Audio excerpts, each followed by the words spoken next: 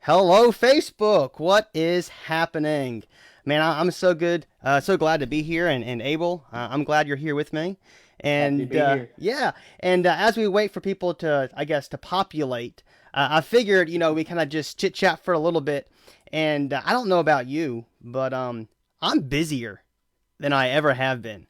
Things don't seem to really slow down. And Man, man, I don't know. I don't know if it's a busier or if it's just a different busy. Things that used to happen so like naturally or organically or as far as youth ministry is concerned, like what you and I do. Um, you used to like bump into your kids or you'd go to their games and you would kind of just let that interaction happen naturally and you'd be there. Now it's very very purposeful. I've got a list of kids that like Monday these five kids get a text, Tuesday these five kids, and it's more of a process now, which I don't know if it's helped me be more organized or just realize how badly organized I was before. Yeah, But I wonder if how many of us are like, man, this has been helpful. And so maybe some of us are realizing, I don't know how much longer I can do this. for real. For someone who loves technology, and I'm on screens all the time, Hmm. I'm on screens now more than ever. And at some point, I'm just tired of the screen. Now, I haven't turned them off yet. So maybe I haven't hit that point yet. But at some point, it just seems that it's getting more and more chaotic the longer we go into this. It's When we not first getting more started this, peaceful. yeah, when we first started this, I was like, man, I'm gonna have so much more time to read now, and I'm gonna get so much smarter. Maybe I'll get some of the cool glasses, that are trendy to read with, and not that I'm losing my eyesight or anything, but it's an intelligence thing. Are But you one of the I was ones like, that pokes the glasses out of the frames and just wears the frames? no, I've Do never you done remember? that. You remember when that was a thing? Oh yes, And I was like, absolutely. what's wrong with people? I don't understand I haven't this. picked up more than like one book, and just for a little while. Obviously the Bible. I've studied the I Bible hope and that kind so. of thing. But I mean, like, for just pleasure reading, it's been like, I've had this one book and I've only read like 50 pages the whole time we've been. Yeah, I know. And I had a lot of, I had new reading plans, new books I was going to get through. And then, there's so many projects to be done. And I know we have a pretty good crowd in on Facebook now. I would love to hear what you've been doing. Has life been more peaceful since this social distancing thing and working from home? Or has it been more hectic? I'm not a parent. I know you are. I know many of our Mhm. audience members are parents. I can imagine for many of them, when you're both now working at home and your children are at home, it's a little chaotic. I would have to just imagine.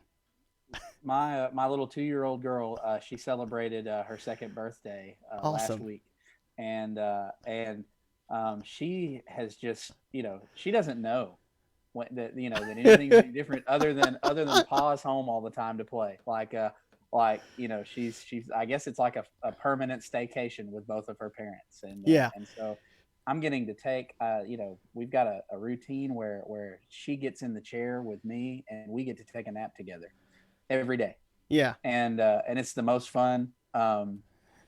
Maybe that's why I'm not getting as much reading done, because I'm taking naps with my 2-year-old. But Hey, but it's that's awesome. awesome. Um, And yeah, and Josh is saying, well, Michelle put in here that working from home has been hectic and crazy, and Josh was like, the age of your kids matters.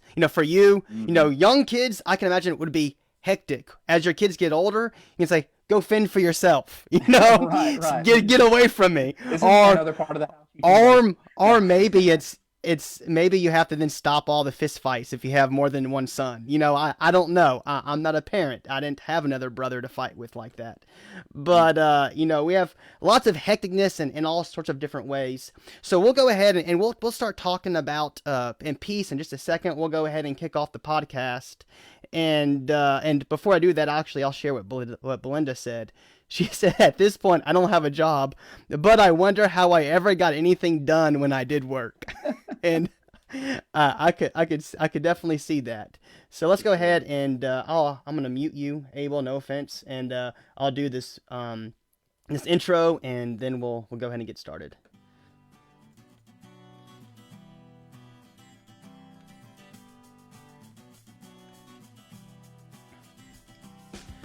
Welcome to the Crossways podcast, where we talk about ways we can walk in the way of the cross. We are coming at you live from Holly Hill Church of Christ, and I have with me my good friend Abel Nicholas, and we're talking about how we can have peace from God in times of trouble, and also how we can have peace with others. Abel, how are you doing? Man, I'm doing great. Doing fantastic. Just excited to get to be here and spend some time with my good buddy Frodo. Well, yeah, and for those of you who have seen that on Facebook, and that nickname has stuck with me forever, and it's something I've learned to be at peace with. I enjoy that nickname, and we're glad to talk about peace. And I guess as we're thinking about peace, before we began, learning to be peaceable or have peace during this time, especially or during difficult times, is a challenge. And I guess, for many of us, this new schedule, this new normal, I guess the fear of the unknown seems to be robbing us of that peace that we should have. And I guess it's, we were talking before how you said, I don't know if I'm busier or if it's a different type of busy. Right. And do you want to hit on that a little bit more? And yeah. Like you'd said when we were talking earlier, man, there was so much more that happened organically, or naturally when it comes to ministry, when you get to be in person, when you get to have that time of fellowship and that time of edification and encouragement, when you're meeting week to week. But now ministry has to be much more purposeful and much more intentional, I believe, on the day to day. Like there's, I was telling you earlier, I've got a list of kids that I text, and then a list of our older members, maybe some of our shut-ins, and some who, more of our at-risk members who really don't need to be out right now, that I call and check on during the week and see how they're doing. Yeah. And so, like I said, I don't know if it's helped me be more organized, or just realize how poorly organized I was before. It's kind of a kind of a delicate balance. Do you want to know the answer to that? I don't know if I do or not. Michelle could probably tell you. But it's been definitely a different kind of busy. Definitely. And I guess as you've been talking to people, and I know we've been checking in with people, we have a list of people, the leadership, that we call every week. We have a list of the whole roster, and we split up the people each week to call them. And, I still contact our teens. I send them messages and try to get them, some of them, don't respond, which is fine. Some of them do respond. We have Zooms, which is, seems to be a good way to connect with kids. And, hey, we have a Zoom, don't forget. And, or, hey, how's it going? And a lot of my, I've been talking to some people, and you may have the same experience, and I would like to hear from our audience as well.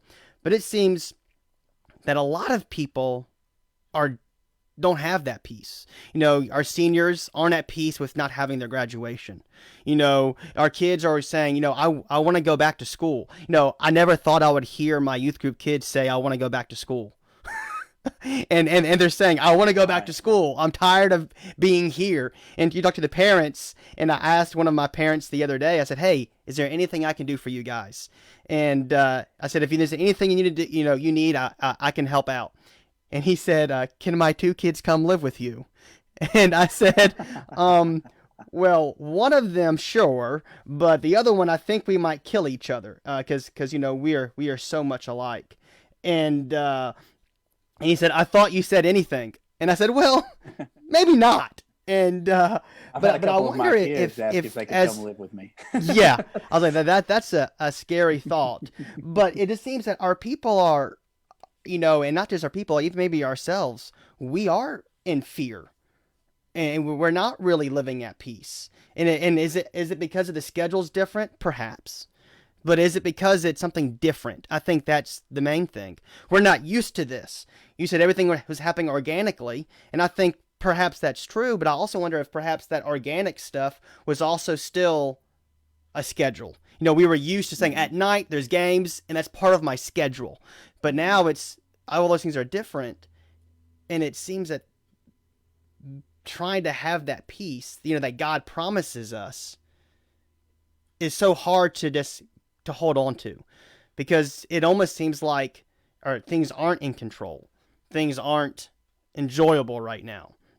Belinda here says it's the unknown of the future, and I like Bruce is here, and now he's in the education system, and he said I believe schools and teachers will be more appreciated after this pandemic, and I think he's absolutely true there, and I hope so.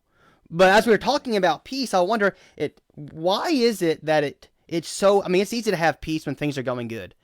I mean, but why is it so difficult to remember that God's promised us peace when it's difficult?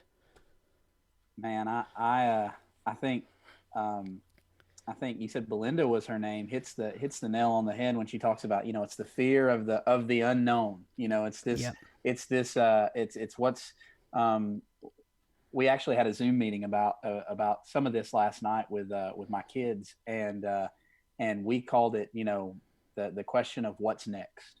We're always wanting to know, when do we get to go outside again?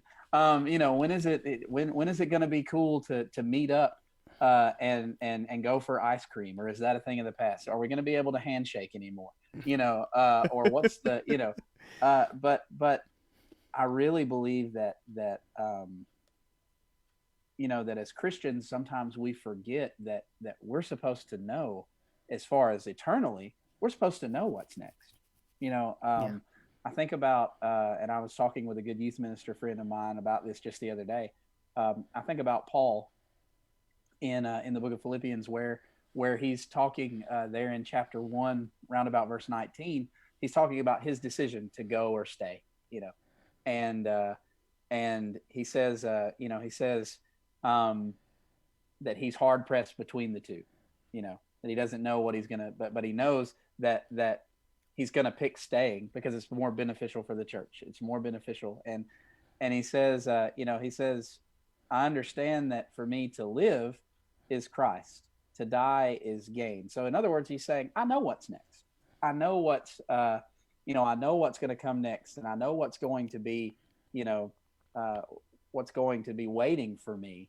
Yeah, for and sure. I think that as Christians we struggle, and maybe it's an Americanized thing, I don't know, but as Christians we struggle with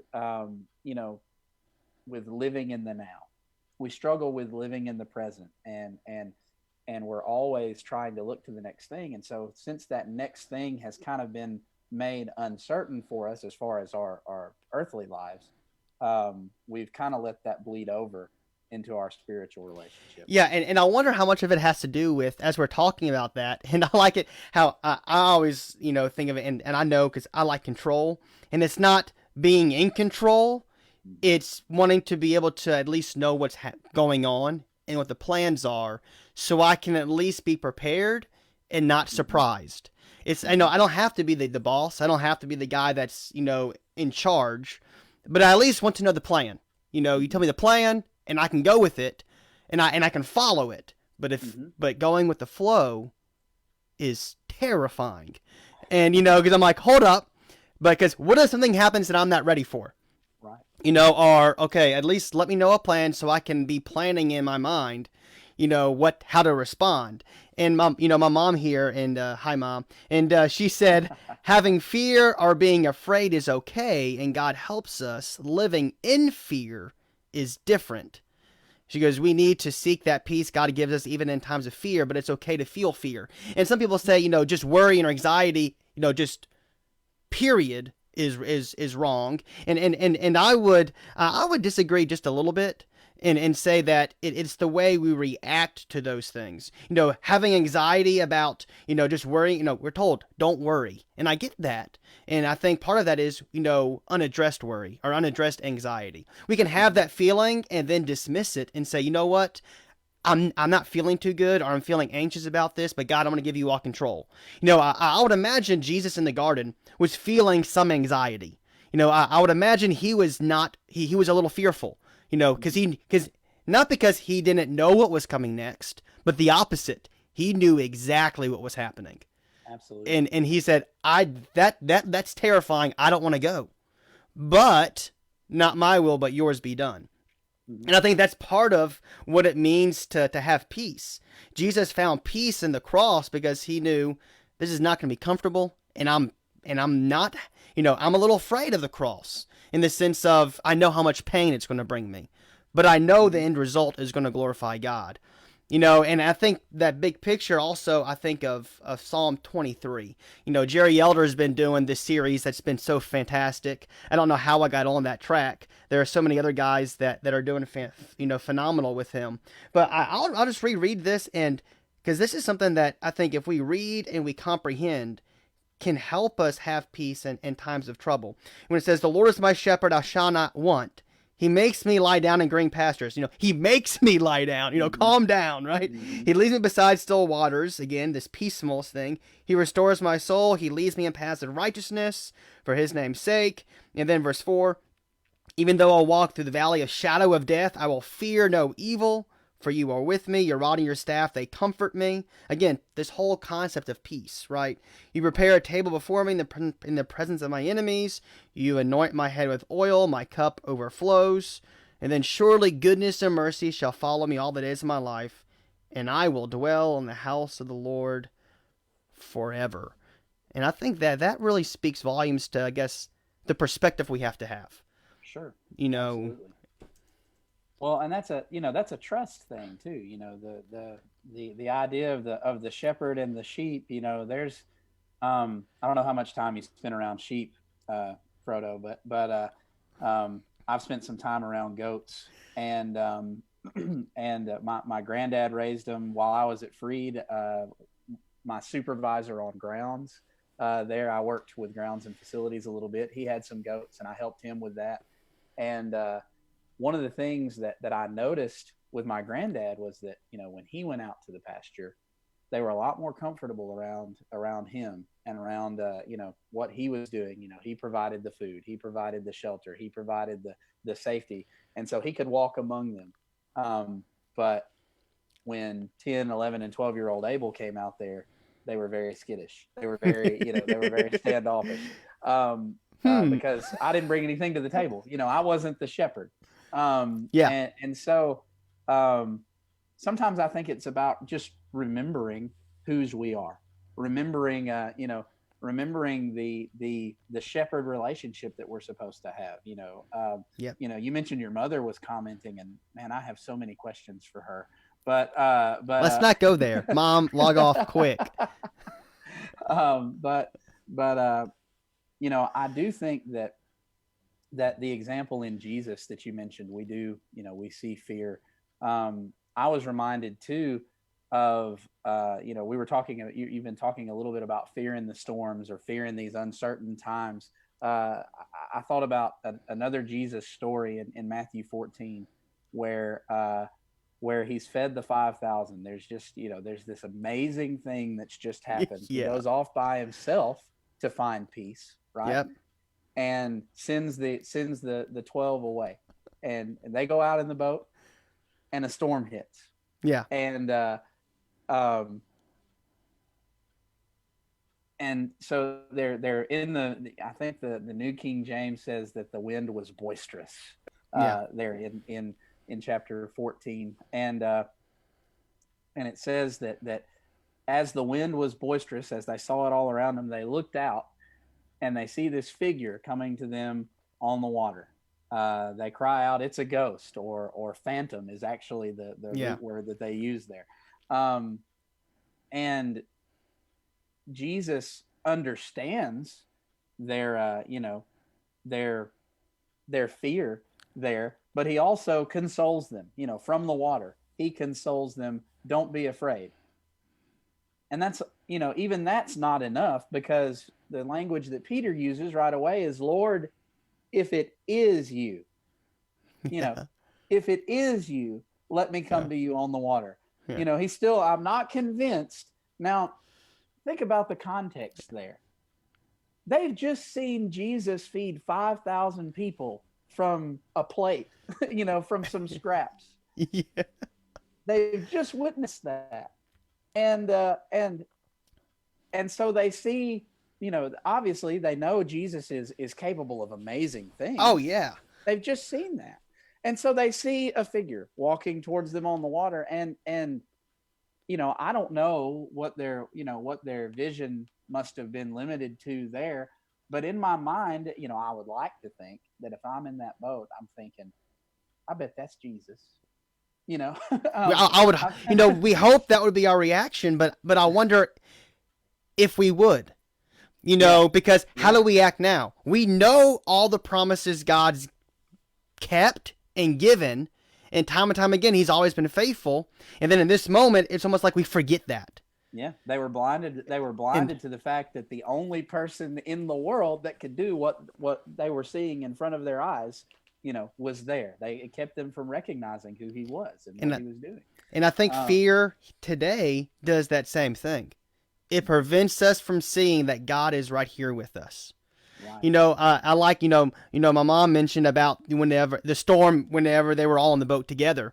And she said at first he calmed, he said, peace be still. And then he addressed their lack of faith. He addressed their need and then said, you should have known, you Right. should have known. Yeah. He didn't say, how dare you? Now peace be still. He was, peace be Right. still. Well, How and it was dare you? almost, when he was asleep in the boat, where I believe where she's talking about there, Yep. when he was asleep in the boat, I've always read that as why'd you wake me up? Oh yeah, I You know. know? Man, you, Um, you ruined my sleep, right? That's what my wife would say. My wife would say, you woke me up, and why would you do that?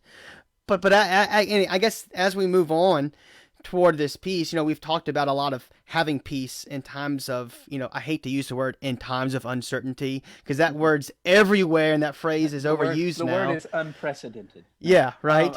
And but it's obvious that a lot of it is fear, lack of perspective.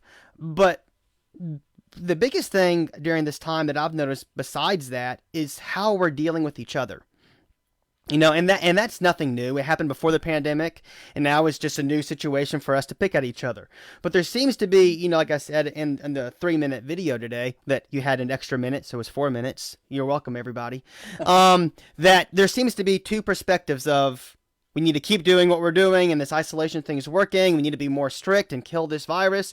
And you have everybody, you have another camp of a large group of people who think it's overblown, it's a hoax, or maybe not a hoax, but we need to just go back to normal now. And the two kind of camps seem to view everybody else as the problem or the enemy. And then how dare you this? And we start treating each other with a lack of, not just a lack of respect, but a lack of love. So why is it so hard? And this is where audience, I really want to hear from you guys. Why is it so hard for us to live at peace with one another? Just maybe in general, but also during hard times when we should be coming together. Or to live in peace with those with whom we disagree. Well, I'm never wrong, so there's the issue right there. Yeah, but you're an LSU fan, so. But anyway, so we that's another thing. You mentioned just the two camps. Of, do we go outside or do we not go outside? There or the two hands. I'm going to stay in my house for the rest of my life. I'm going to work in my home for the rest of my life. And then you've got the other camp that's like, I'm never going to wash my hands again. And maybe not quite that extreme, but that's not to mention. I kind of want a name of those people. And even like in the brotherhood, when yeah, we talk about how different churches have responded to these meeting guidelines that we've been given. Do we meet? Do we not meet? Do we have a stream? Do we not have a stream? Do we meet outside? Do we meet in homes? What is it? And the different responses that we've seen on all sides of that, and really, maybe I'll get in trouble for this, but I say to a lot of preachers out there on both sides, be kind with the way that be understanding with the way that that you approach the issue of meeting together. Simply because I guarantee you that each and every leadership that has had to make whatever decision they've made has spent hours of painstaking research and prayer about an issue like that. yeah. And that's That's not something that you and I should get behind a keyboard and criticize. Yeah, and Um, I like what Josh is saying here, and I think it's kind of what you said behind the keyboard. He's saying so much of our communication is in line, or I think he meant online here. And he goes, mhm, I think it's very easy to lose the human behind the voice.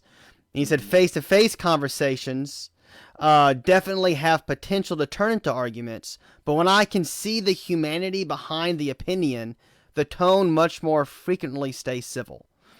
absolutely. And I think that's a big part in it. I like you have seen way too many arguments online where at some point and I hate to do it but I jump in and I'm like, hey guys, can we just get back to the issue?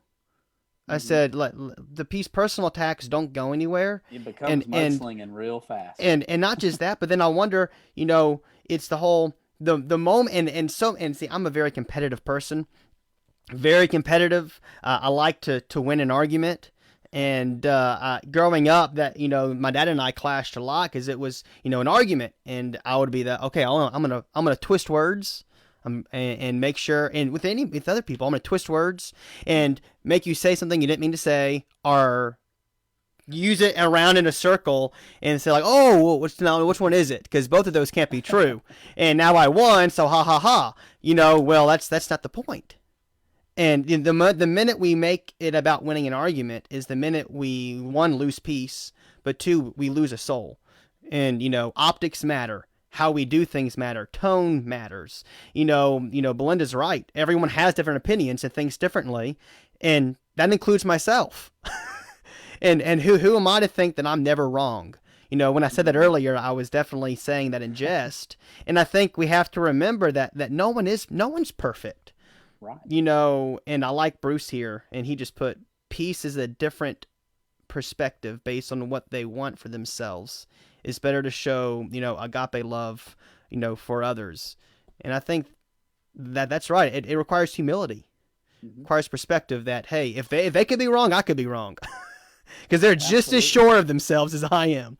Absolutely. Now, and sometimes it's so much better if you find an issue online, or if you find an issue with a brother or sister that right now, the way our society is, we're not going to be able to meet face to face lots of times. Write down. There have been several good friends of mine that we've been on different sides of an issue during this time, and I thought, I'm going to take them to lunch when all this blows over, and we're going to talk about this face to face. And you know, until that time, both of our souls can have peace, knowing, and I can handle this in a way that is loving for now, so that in when we get face to face, we can definitely see how much we love each other and how much we really just want Yeah, to understand the other. There's for got to be a sure. lot of that on both sides of any issue, really, in order for there to be peace. And that's I think that's the crux of what Paul was talking about in Philippians 4, when he talks about whatsoever things are pure, whatsoever things are lovely, whatsoever things are true, whatsoever things are noble. I got a little bit out of order there, but whatsoever things are of good report, if there's any good or if there's anything praiseworthy, meditate on these things. Think about those things. And in the very next verse, he says those things that you've seen in me. And so something that we need to remember during this time where perhaps we're struggling with fear, or we're struggling with keeping that inner peace, or that God-given peace that we're searching for, is to look to our brothers and sisters, look to those people who are in your life, who uh, have a strong relationship with God, have a strong relationship with the Father, and who are dealing with this the way that and we I hope that we can all say that we know someone like that Yeah, is that is keeping a level head about them and is dealing with this in the best way possible, where God is glorified, and emulate those people. yeah, Look to them, look to their example. I'm blessed to work with a pulpit minister here in Amory, Mississippi, who's been, I guess this is his 31st year at work with the same congregation. and I can't tell you how many times we've talked about the nervousness of our brethren, and making sure that we focus our biblical teaching during this time on things that are practical, on things that show the control of God in the lives of His people. Yeah. It's Yeah, been for sure. very pointed Yeah. towards that. And, So and as we continue looking at this, I mean, I think we've pretty much said, obviously we have problems living at peace with one another because of different opinions. We have different perspectives. But now the hard part: how can we have peace? Because there's some people. I mean, we all know somebody that we just can't stand to be around. Whether that's okay or that's not okay, biblical or not biblical, we have those feelings where it's this person really just gets on my nerves, or I can't. I have a friend, and she's not watching, unfortunately, and I don't think she is, but she when I was interning at her congregation, she would always say, I just can't even, or you don't understand. And I love those thoughts. That they make me chuckle every time I hear someone say that. But we know someone who we just can't. I just can't today. How can we be at peace with people who are difficult? Now, remembering that maybe we're the difficult ones too, but how can we live at peace with people? And this is where I want to hear from you, Abel, and obviously we have some smart people who are watching with us, so I want to hear from you guys too. oh But man, I'm difficult people. gonna put you on the spot there. I mean, Um, right here, we're an Alabama and LSU fan, and we're getting along. So if this can happen, so I far, no. mean, yeah. Um, oh man, Frodo, how long have we known each other? Did we meet at Horizons or I no? want to say it was Horizons. Yeah, because you definitely didn't have the beard. Oh well, I didn't have The the beard was like a college it edition, wasn't it? started to be Yeah, started to yeah, be, yeah. yeah. But no, it was probably I want to say Horizons like oh mm, seven, oh eight, maybe. yeah, probably, yeah. Yeah, so that's a good long time. It is. And then I think you came to Freed maybe a year before I did. I went Oh, in I want to know 8. I went in '09, so yeah. Yeah, Um, but but uh, but we've been, despite our football differences, we've been friends a good long time. yeah, And whenever we have that game, that one game a year that we both love and hate so much, um, we I always know I'm gonna get either a text message or a call or something from you one way or the other. of You know. course. Now I must say in recent history it's been a congratulation text a whole lot more than no, Or the did you see that call? Right, yeah, but or we're one of not. yeah, We some of won't. those. We won't go there. but I do believe that when it comes to difficult people, I do think that just humility. Yeah, Humility is so important in times like this. In times where, because you know really we're being instructed by society right now to be selfish. We're being instructed by society, one way or the other, whichever side you're on right now, to be selfish. And they may not be saying, hey, you make sure and look out for number one, but they're saying, we want to keep you safe. You need to make sure that you're safe. You need to make sure that we flatten the curve, and we need to make sure that all of these things are happening. But I want to know, when the last time, uh, you know, perspective wise, we thought about, here's the impact that this is going to have on my neighbor. Here's yep, the impact that this is going to have on that sweet little lady who lives across the street from me. yeah, Here's the impact that this is going to have on everyone around me, and living our life in a way that helps mitigate that impact. With as far as dealing with those difficult people who we might disagree with, man, that's it's humility. It's this understanding that while I may come from a different perspective than you, it doesn't make us any less human, or any less of a that doesn't make there any less potential for camaraderie there. Yeah, and I think that, Paul was mentioning that in Philippians 2.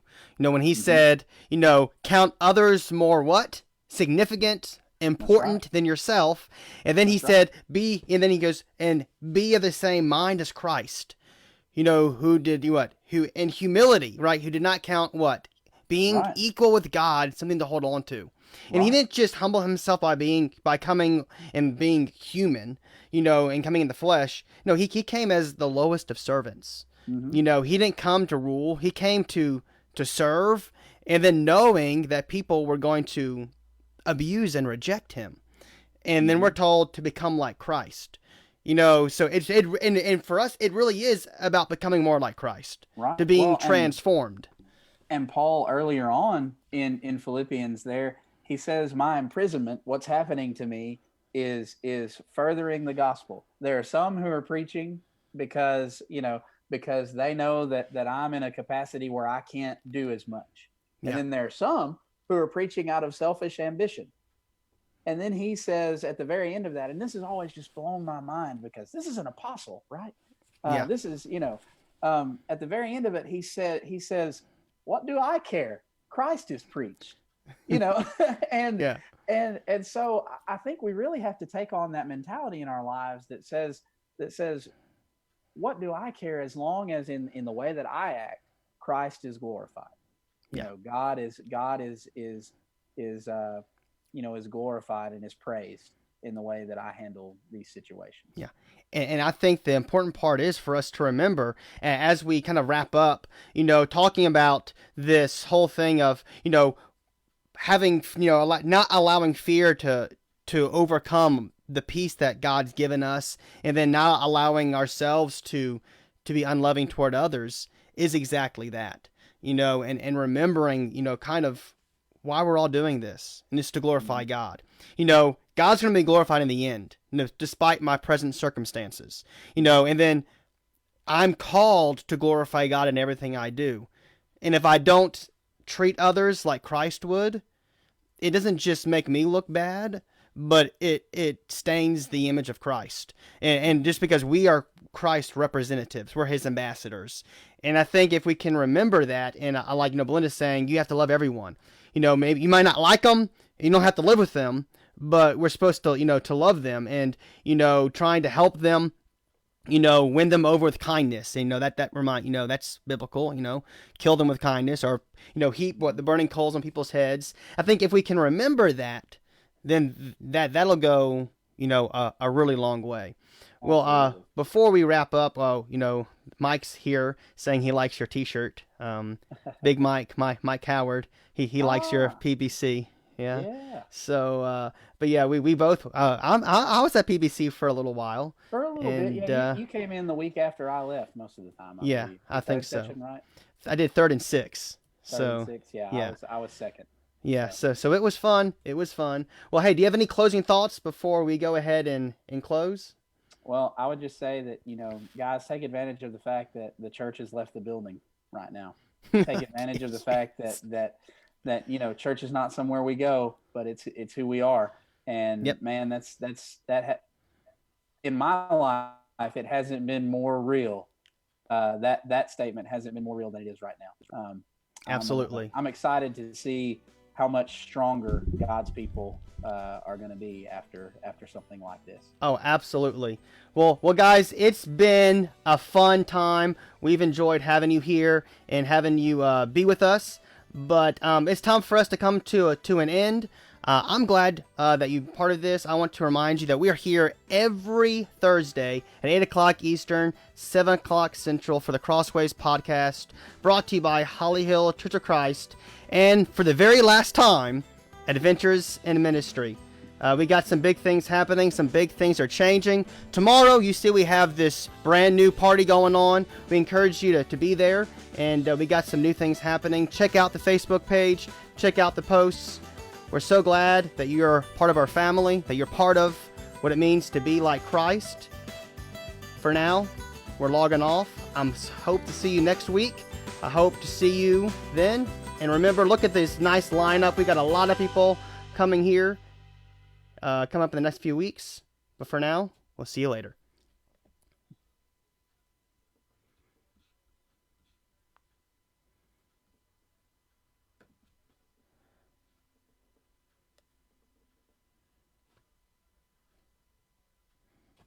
I don't know when we're supposed to end because the Facebook gets really delayed.